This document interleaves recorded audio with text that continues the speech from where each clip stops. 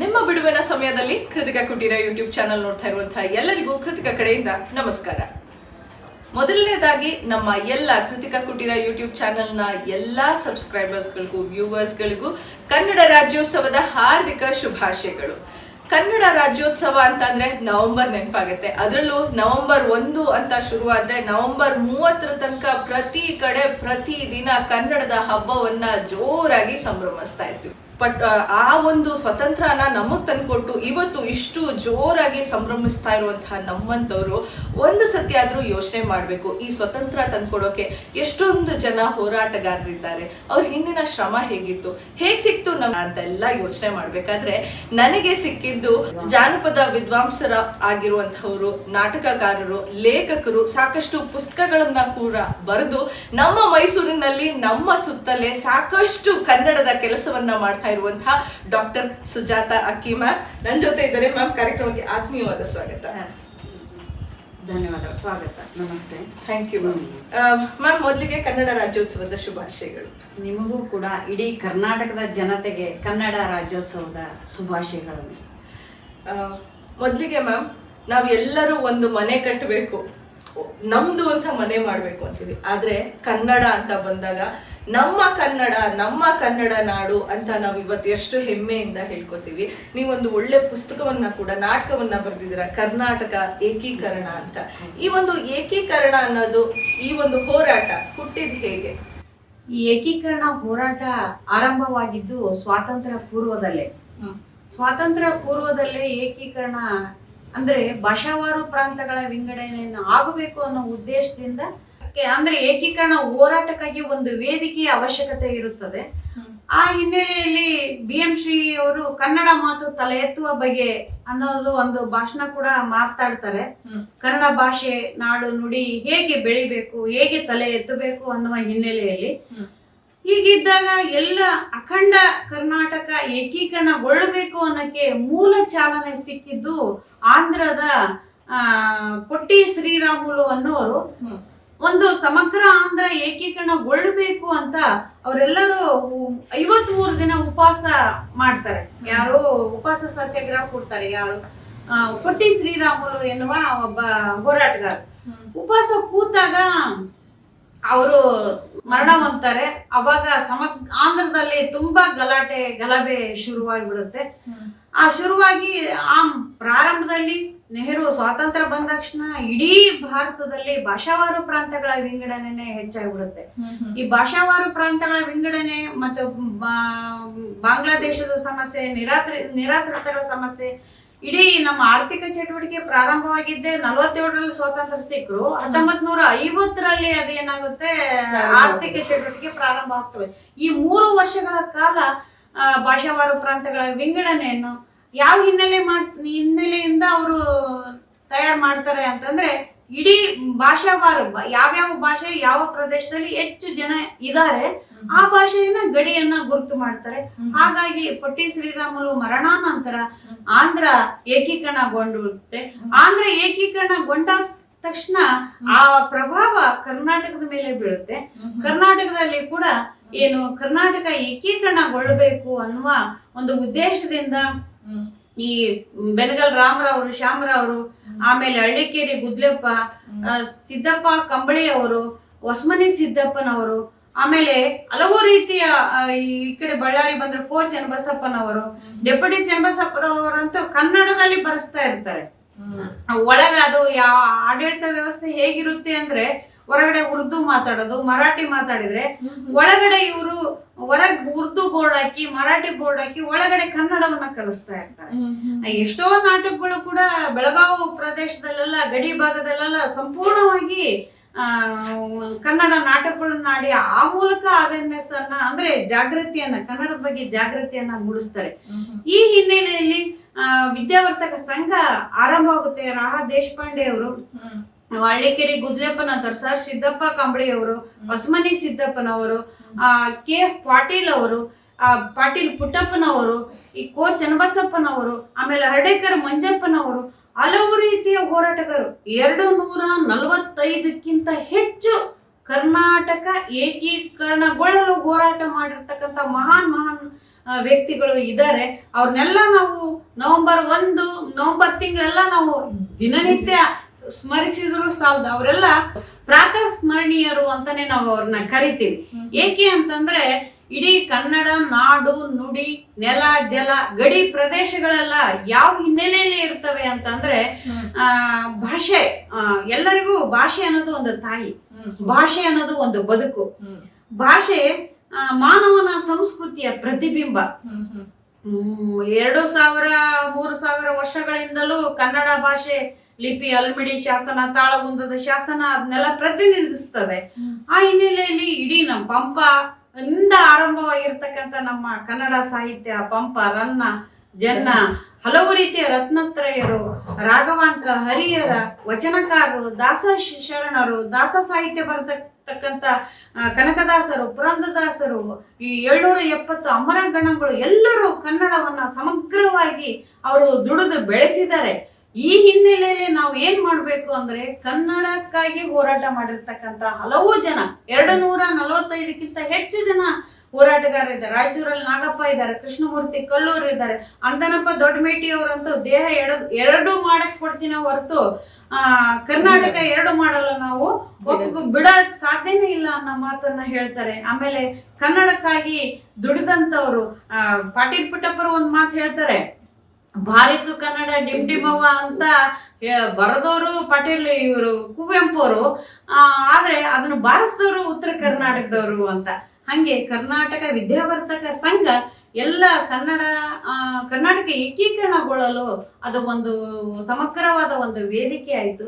ಎಲ್ಲ ಹೋರಾಟಗಾರರು ಏಕೀಕರಣಗೊಳ್ಳಲು ಹಲವು ರೀತಿಯ ಉದಯವಾಗಲಿ ನಮ್ಮ ಚೆಲುವ ಕನ್ನಡ ನಾಡು, ಅಚ್ಚೇವು ಕನ್ನಡದ ದೀಪ ಇಂಥ ಎಲ್ಲ ಕಾವ್ಯಗಳನ್ನ ಬರೆದು ಏನ್ ಮಾಡ್ತಾರೆ ಅಂತಂದ್ರೆ ಆ ಬರವಣಿಗೆಯಿಂದ ಜನರಿಗೆ ಒಂದು ಪ್ರಜ್ಞೆ, ಭಾಷಾ ಪ್ರಜ್ಞೆ, ಭಾಷಾ ಅನನ್ಯತೆ, ಭಾಷಾ ಅಸ್ಮಿತೆಯನ್ನ ಅವರು ಈ ಸಾಹಿತ್ಯದ ಮೂಲಕ ತೋರಿಸಿದ್ದಾರೆ. ಮತ್ತೆ ಹೋರಾಟದ ಮೂಲಕ ಈ ಜತ್ತ, ಗಡ, ಇಂಗ್ಲೆಜ, ಹೊಸೂರು, ಮಡಕ್ಷಿರ, ಬಳ್ಳಾರಿ, ಈ ಎಲ್ಲ ಅಕ್ಕಲಕೋಟೆ, ಕಾಸರಗೋಡು, ಈ ಎಲ್ಲ ಪ್ರದೇಶಗಳು ಕೂಡ ಆ ಆಹ್ವಾನಿ ನಮಗ್ ಬರ್ಬೇಕಾಗಿತ್ತು. ಆದ್ರೆ ಗಡಿನಾಡ ಸಮಸ್ಯೆ, ಗಡಿನಾಡಿನಿಂದ ಆಗಿರ್ತಕ್ಕಂಥ ಕೆಲಸಗಳು, ಗಡಿನಾಡಲ್ಲಿ ಇವತ್ತು ಗಡಿನ ಅಭಿವೃದ್ಧಿ ಪ್ರಾಧಿಕಾರ ಅಂತ ಕರ್ನಾಟಕ ಸರ್ಕಾರ ಮಾಡಿದೆ.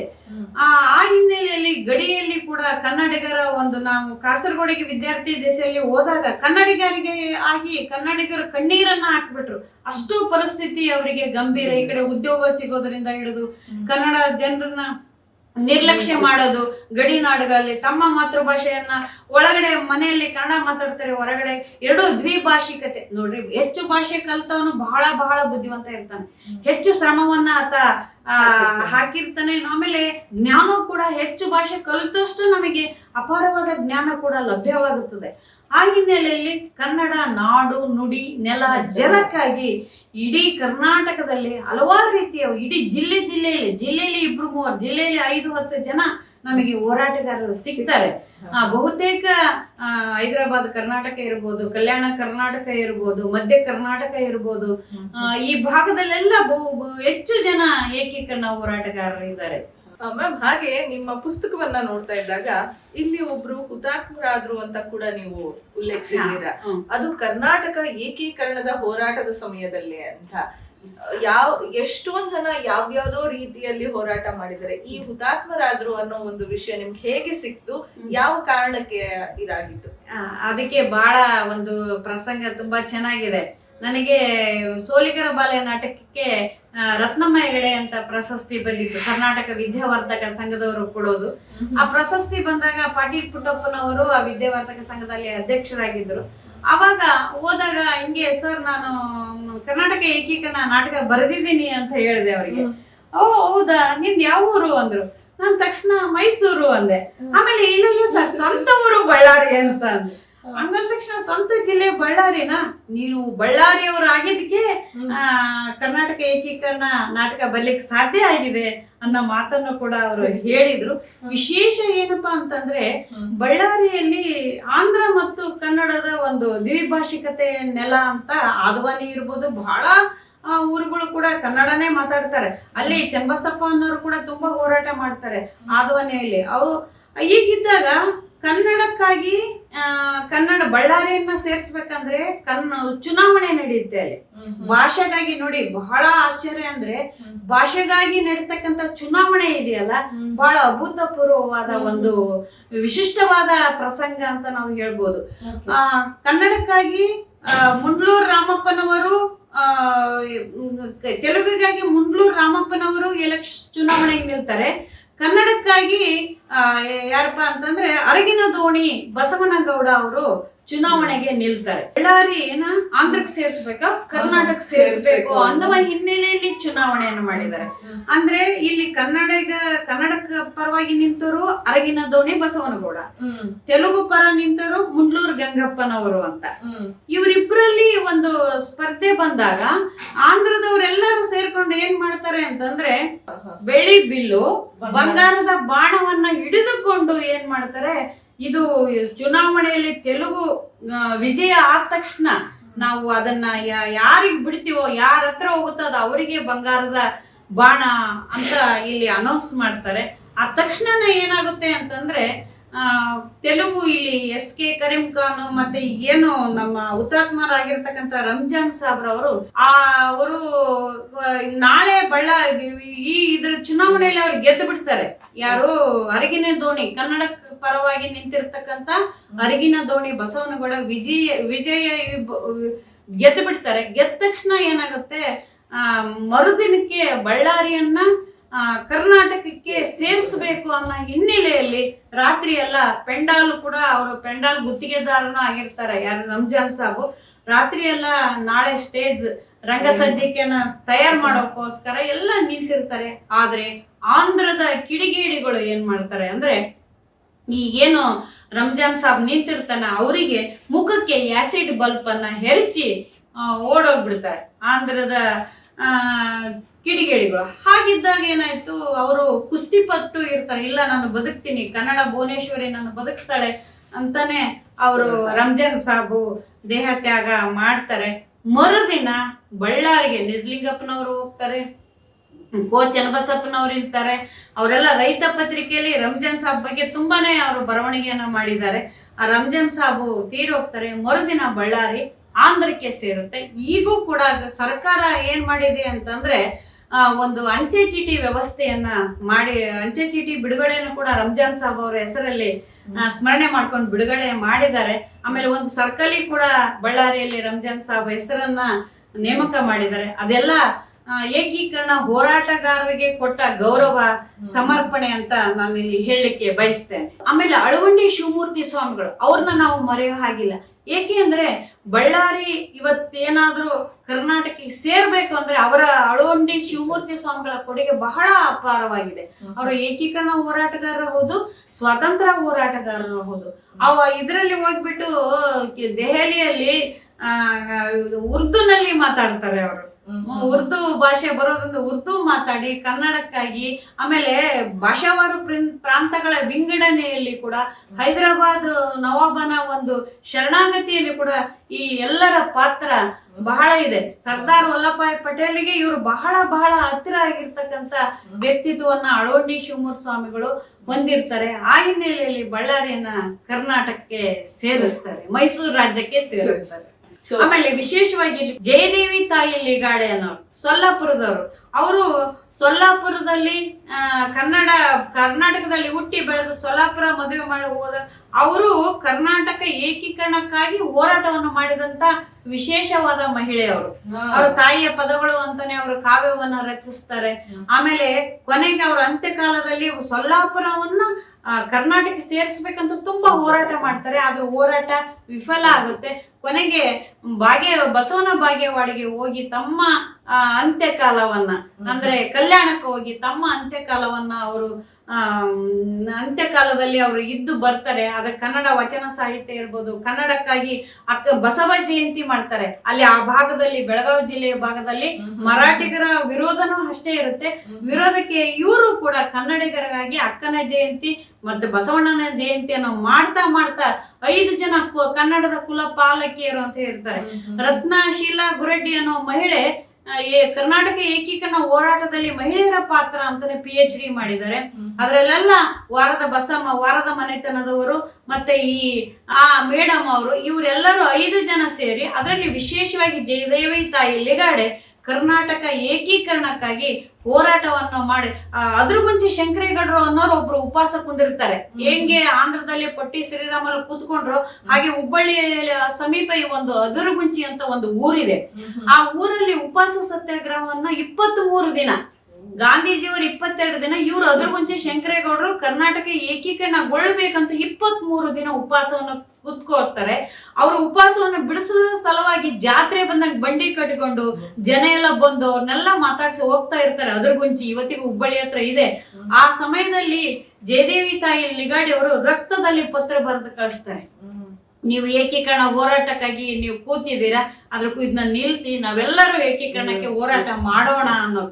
ಇವೆಲ್ಲವೂ ಜಯದೇವಿ ತಾಯಿ ಲಿಗಾಡೆ ಅಂತ ಮಹಿಳೆ ಬಳ್ಳಾರಿ ಜಿಲ್ಲೆಯಲ್ಲಿ ಒಂದು ಒಬ್ಬ ಹಿರಿಯ ಮಹಿಳೆ ಇರ್ತಾರೆ. ಅವರು ಕೂಡ ನಾನು ಬಳ್ಳಾರಿಯನ್ನ ಮೈಸೂರು ರಾಜ್ಯಕ್ಕೆ ಸೇರೋದನ್ನ ನೋಡಿ ನಾನು ಸಾಯ್ಬೇಕು ಅಂತ ಹೇಳ್ತಾರೆ. ತೊಗರಿ ಮನೆತನದವರು, ಇದು ಅಲ್ಲಂ ಸುಮಂಗ್ಲಮ್ಮ, ಇವರೆಲ್ಲ ತುಂಬಾ ಹೋರಾಟವನ್ನ ಮಾಡಿದಂತ ಮಹಿಳೆಯರು. ಅದೇ ಜೊತೆಗೆ ಕನ್ನಡ ಭಾಷೆಗಾಗಿ ಒಂದು ಚುನಾವಣೆ ನಡೆದದ್ದು ಎಲ್ಲವೂ ಒಂದು ವಿಶಿಷ್ಟವಾದ ಕನ್ನಡ ಶ್ರೀಮಂತ ಭಾಷೆ, ಕನ್ನಡದ ಆತ್ಮೀಯತೆ, ಅದು ಬಹಳ ಬಹಳ ಒಂದು ಭಾಷೆಯೇ ನಮ್ಮ ಬದುಕು. ಕನ್ನಡ ಭಾಷೆ ನಮ್ಮ ಬದುಕಾಗ್ಲಿ. ಎಲ್ಲಾ ಭಾಷೆಗಳನ್ನ ಕಲಿಯೋಣ, ಗೌರವಿಸೋಣ, ಅದು ನಮ್ಮ ಭಾಷೆಯನ್ನ ಪ್ರೀತಿಸೋಣ, ಬೆಳೆಸೋಣ. ಈಗ ಕನ್ನಡದ ಸ್ಥಿತಿಯನ್ನ ನೋಡಿದಾಗ ಎಲ್ಲರೂ ಹೇಳ್ತಿರ್ತಾರೆ ಕನ್ನಡವನ್ನ ಬಳಸ್ಬೇಕು, ಬೆಳೆಸ್ಬೇಕು ಅಂತೆಲ್ಲ. ಸೊ ನೀವು ಈ ವರ್ಷ ಕನ್ನಡದ ಹಬ್ಬವನ್ನ ಹೇಗೆ ಆಚರಣೆ ಮಾಡ್ಬೇಕು ಅಂತಿದ್ದೀರಿ? ಕನ್ನಡದ ಹಬ್ಬವನ್ನ ಎಲ್ಲ ಸಮಗ್ರ ಕನ್ನಡಿಗರು, ಇವತ್ತು ಅಮೆರಿಕದಲ್ಲಿ ಕನ್ನಡದವರಿದ್ದಾರೆ, ಹೌದು, ಪರದೇಶ ಸಿಂಗಾಪುರ್ನಲ್ಲಿ ಕನ್ನಡಿಗರಿದ್ದಾರೆ, ಹೌದು, ಪ್ರಪಂಚದ ಹಲವು ದೇಶಗಳಲ್ಲಿ ಕನ್ನಡಿಗರು ಇದ್ದಾರೆ. ಅವರೆಲ್ಲರೂ ಕೂಡ ಕನ್ನಡವನ್ನ ಆಚರಿಸ್ಲಿ. ಮತ್ತು ಕನ್ನಡ ಬಹಳ ವಿಶಿಷ್ಟವಾದ ಭಾಷೆ. ಕನ್ನಡಕ್ಕೆ ಅದರದೇ ಆದ ಒಂದು ಅಸ್ಮಿತೆ ಇದೆ, ಒಂದು ಗೌರವ, ಘನತೆ ಇದೆ. ಆ ಕರ್ನಾಟಕ ಅಂದ್ರೆ ನಾವೆಲ್ಲರೂ ಕರುನಾಡಿನ ಜನತೆ. ಕರುನಾಡಿನ ಜನತೆ. ನಮ್ಮ ಕುವೆಂಪು ಅವರು ಹೇಳಿದ್ದಾರೆ ಶಾಂತಿಯ ತೋಟ ಅಂತಂದು. ಅಂದ್ರೆ ನಮಗೆ ಯಾವ ಕನ್ನಡಿಗರಾಗಿ ನಾವು ನಮ್ಮ ಮನಗಳು ಕೂಡ ಕನ್ನಡವನ್ನ ಮಾತಾಡಬೇಕು. ಹಾಗಂತ ಬೇರೆ ಭಾಷೆಯನ್ನ ಗೌರವಿಸಬೇಕು, ಕನ್ನಡ ಭಾಷೆಯನ್ನ ಪ್ರೀತಿಸಬೇಕು, ಕನ್ನಡ ಭಾಷೆಯನ್ನ ಉಳಿಸ್ಬೇಕು ಮತ್ತು ಬೆಳೆಸಬೇಕು ಅಂತ ಇಲ್ಲಿ ಸರ್ವ ಜನಾಂಗದ ಶಾಂತಿಯ ತೋಟ ಅಂತ ಹೇಳಿದ್ದಾರೆ ಕುವೆಂಪು ಅವರು. ನಮ್ಮ ಕರುನಾಡು ಕೂಡ ಸರ್ವ ಜನಾಂಗದ ಶಾಂತಿಯ ತೋಟ ಆಗಿ ಹಲವು ರೀತಿಯ ಒಂದು ವ್ಯಕ್ತಿತ್ವಗಳನ್ನ ಎಲ್ಲ ಹೋರಾಟ, ನಾವು ಮಕ್ಕಳಿಗೂ ಕೂಡ ನಾವು ಮುಂದಿನ ಪೀಳಿಗೆಗೆ ಏಕೀಕರಣ ಹೋರಾಟಗಾರ, ನಾನೇ ಕರ್ನಾಟಕ ಏಕೀಕರಣ ಟ್ರಸ್ಟ್ ಅಂತ ಒಂದು ಸಂಸ್ಥೆ ಮಾಡೀನಿ. ಆ ಮೂಲಕ ಹಾವೇರಿ ಜಿಲ್ಲೆಯಲ್ಲಿ ಕೂಡ ಏಕೀಕರಣ ಹೋರಾಟಗಾರರ ಬಗ್ಗೆ ಉಪನ್ಯಾಸವನ್ನ ಮತ್ತೆ ಕಾರ್ಯಕ್ರಮಗಳನ್ನ ಹಮ್ಮಿಕೊಂಡು ಮೈಸೂರಿನಲ್ಲಿ ಕೂಡ ಈಗಾಗಲೇ ಒಂದು 3 ಉಪನ್ಯಾಸಗಳನ್ನ ನಾನು ಪಾಟೀಲ್ ಪುಟ್ಟಪ್ಪನವರಿಗೆ, ಕೈಯಾರ ಕಿಯಣ್ಣ ರೈ, ಅವ್ರು ಕಿಯಣ್ಣ ರೈ ಒಂದು ಮಾತಾಡ್ತಾರೆ, ಈ ಕಾಸರಗೋಡಲ್ಲಿ ಹರಿತಾ ಇರುವ ನದಿ, ಪಯಸ್ವಿನಿ ನದಿಯಲ್ಲಿ ಹರಿತಾ ಇರೋದು ನದಿಯ ನೀರಲ್ಲ, ಕನ್ನಡಿಗರ ಕಣ್ಣೀರು ಅಂತ. ಅವರು ಕೂಡ ಕರ್ನಾಟಕ ಏಕೀಕರಣಕ್ಕಾಗಿ ತುಂಬಾ ಶ್ರಮವನ್ನ ಪಡ್ತಕ್ಕಂತ ವ್ಯಕ್ತಿ ಕೈಯಾರ ಕಿಯಣ್ಣರೇ. ಅವ್ರ ಬಗ್ಗೆ ಉಪನ್ಯಾಸ, ಪಾಟೀಲ್ ಪುಟ್ಟಪ್ಪರ ಬಗ್ಗೆ ಉಪನ್ಯಾಸ, ಡೆಪ್ಯೂಟಿ ಚನ್ನಬಸಪ್ಪ ಸರ್, ಸಿದ್ದಪ್ಪ ಕಂಬಳಿ ಅವ್ರ ಬಗ್ಗೆ, ಹೊಸಮನಿ ಸಿದ್ದಪ್ಪರ ಬಗ್ಗೆ, ಈ ಅರ್ಡೇಕರ ಮಂಜಪ್ಪ ಮೇಡಮ್, ಅರ್ಡೇಕರ ಮಂಜಪ್ಪನವರು ಧನುರ್ಧಾರಿ ಪತ್ರಿಕೆ ಅಂತ ಶುರು ಪ್ರಾರಂಭ ಮಾಡಕ್ಕೆ ಅವ್ರ ಹತ್ರ ಹಣನೇ ಇರ್ಲಿಲ್ಲ.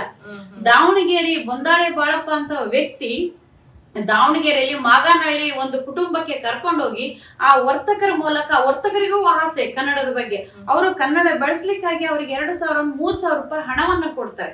ಆಗ ಇವರು ಧನುರ್ಧಾರಿ ಪತ್ರಿಕೆಯನ್ನು ಕೂಡ ಮಾಡ್ತಾರೆ. ಜಯಂತಿ ಪತ್ರಿಕೆ, ಧನುರ್ಧಾರಿ ಪತ್ರಿಕೆ, ರೈತ ಪತ್ರಿಕೆ, ಪಾಟೀಲ್ ಪುಟ್ಟಪ್ಪನವರ ಪತ್ರಿಕೆ, ಇವು ಎಲ್ಲವೂ ಕೂಡ ಕನ್ನಡಿಗರ ಹೋರಾಟಕ್ಕಾಗಿ, ಕನ್ನಡಿಗರಿಗೆ ಕೆಚ್ಚನ್ನು ಮೂಡಿಸಲು, ಕನ್ನಡ ನಾಡು ನುಡಿ ನೆಲ ಜಲ ಎಲ್ಲ ಒಂದಾಗ್ಲಿ, ನಾವೆಲ್ಲರೂ ಕನ್ನಡಿಗರು ಒಂದು ಅನ್ನೋದನ್ನ ನಾವು ತೋರಿಸ್ಬೇಕಾಗಿದೆ.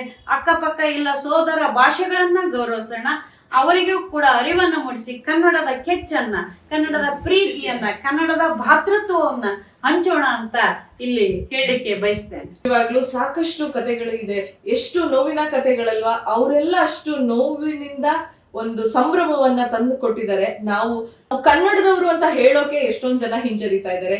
ಈ ನಾಯಕರನ್ನೆಲ್ಲ ನೋಡಿದಾಗ ನಾವು ಒಂದು ಧೂಳಿಗೂ ಸಮ ಅಲ್ಲ ಅಂತ ಅನ್ಸುತ್ತೆ. ಮೇಡಮ್, ಇಷ್ಟೊತ್ತು ಸಾಕಷ್ಟು ನಾಯಕರನ್ನ ಪರಿಚಯ ಮಾಡ್ಕೊಟ್ಟಿದ್ರಿ, ಕನ್ನಡದ ನಾಯಕರನ್ನ.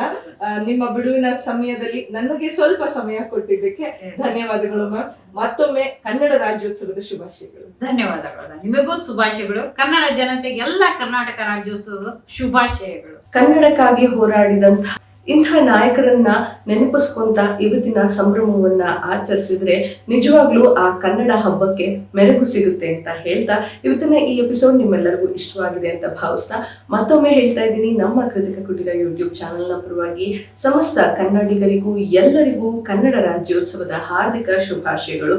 ಕನ್ನಡವನ್ನ ಬೆಳೆಸೋಣ ಅನ್ನೋ ಬದಲು ಇನ್ಮುಂದೆ ಆದ್ರೂ ಕನ್ನಡವನ್ನ ಹೆಚ್ಚಾಗಿ ಬಳಸೋಣ ಅಂತ ಹೇಳ್ತಾ ಮತ್ತೊಂದು ವಿಡಿಯೋದೊಂದಿಗೆ ನಿಮ್ಮ ಮುಂದೆ ಬರ್ತೀನಿ. ನಮಸ್ಕಾರ.